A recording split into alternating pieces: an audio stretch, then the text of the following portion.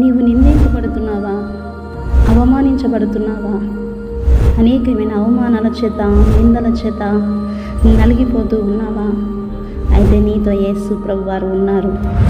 ఒకరోజు యేసు ప్రభు దగ్గరికి ఆ స్త్రీని తీసుకొని వచ్చి ఉన్నారు.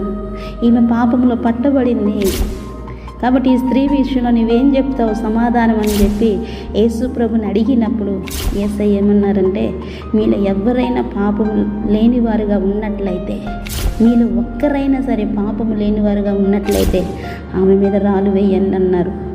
పిల్లరా, వారందరూ కూడా ఆ స్త్రీని తీసుకొచ్చి అందరి ఎదుట ఆమె నిలబడినప్పుడు, ఈమె అపరాధి, ఈమె పాపము చేసిందని నిందిస్తున్నప్పుడు, ఆమె మీద ఆ విధమైన తప్పిదము మోపుతున్నప్పుడు ఆమె ఎలా ఉండుంటుంది?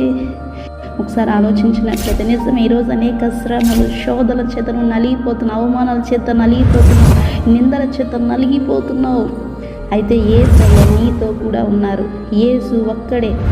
యోహాను సువార్త 8వ అధ్యాయం 8-9 వచనాలను చూసినప్పుడు యేసు ఒక్కడే మిగిలాడు.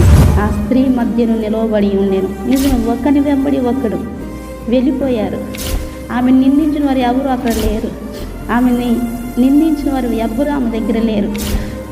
ఆమెను అవమానపరిచిన వారు ఎవరు అక్కడ లేరు.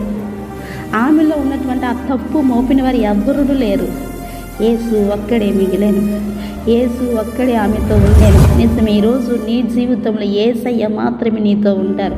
ఒకరోజు శద్రకు, మేషకు, అబేద్నెగో అనువారిని అగ్నిగుండంలో వేసినప్పుడు వారితో దేవుడు మాత్రమే ఉన్నారు.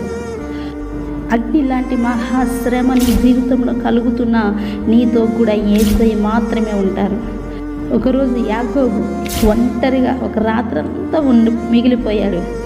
ఒంటరిగా ఉన్న సమయంలో కూడా దేవుడు మాత్రమే యాకోబుతో ఉన్నారు. ప్రియులారా, అందరూ ఉండి కూడా కొన్నిసార్లు ఒంటరితనం అనేది నిన్ను వెంటాడుతూ ఉంటుంది. అందరూ ఉండి కూడా కొన్నిసార్లు ఒంటరిగా నువ్వు నలిగిపోతూ ఉంటావు.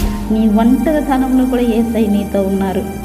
యేసు ఒక్కడే మనతో మిగిలాను. యేసయ్య ఒక్కడే మనతో ఉండేను. ఆ దేవాది దేవుడు మాత్రమే శ్రమల్లో వచ్చిన, కష్టం వచ్చిన, ఒంటరితనంలో, పోరాటంలో, ఎలాంటి పరిస్థితులు ఎదురైనా యేసు ఒక్కడే మిగిలాను.